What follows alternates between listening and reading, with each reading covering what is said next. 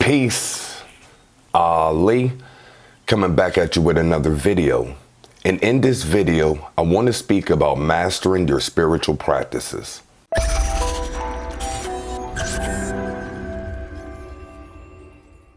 Before I begin, I recommend, if you do not know what practices to commit to, that you go to my YouTube channel. There's a video entitled How to Choose Your Spiritual Practices. It's taken from the module Mastering Spiritual Mastery, which can be found at spiritualaccelerator.com. So once again, if you do not know what practices you're wanting to commit to, make sure to check out the video, How to Choose Your Spiritual Practices. All right, so you have your spiritual practices figured out. Doesn't matter if it's meditation, altar work, divination, as far as tarot, numerology, doing magic. Doesn't matter the practice, but I want to give you a few tips that you can implement today in order to begin the process of mastery. The first tip is choose something that resonates with you. You'll hear a lot of people talk about what they do, but if it doesn't resonate with you, then it may not be beneficial for your path. So if you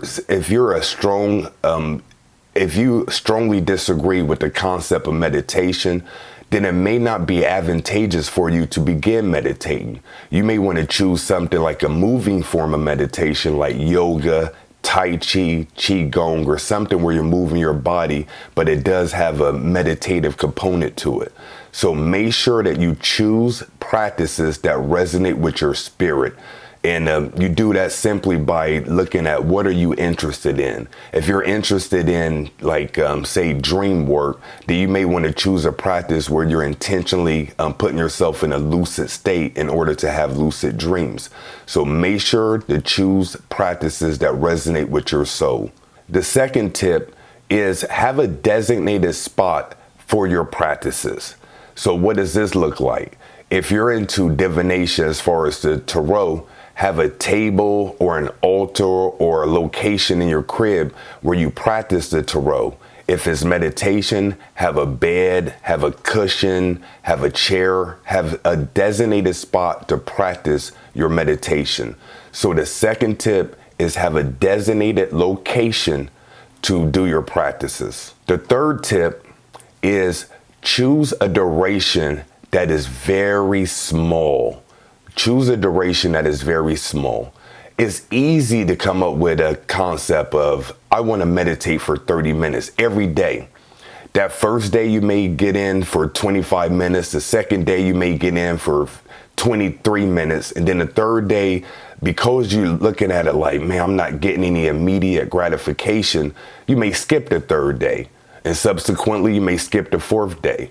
The problem I see with most people when they overcommit is you put too much time and too much emphasis. You're overcommitting. What I recommend is you choose a bite-sized portion, a very small amount, where if you don't do it, you're like, man, I can't believe I didn't do that. I would rather you commit for like 2 minutes of meditating every day than 30 minutes of meditation and skipping many days in between. So if you get in a habit of doing 2 minutes or 5 minutes, what's going to happen is you're going to build momentum.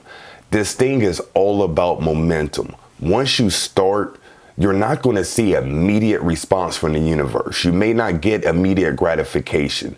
You may not see immediate breakthroughs. But what you can do is commit to a certain duration, whether it be 2 minutes, 5 minutes, 1 minute, it doesn't matter. But start to build momentum.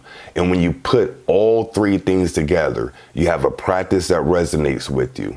You have a location that's going to trigger you to get into your practice. Because once you get in your location, your subconscious mind is automatically going to be like, hey, yo, it's time to put in work.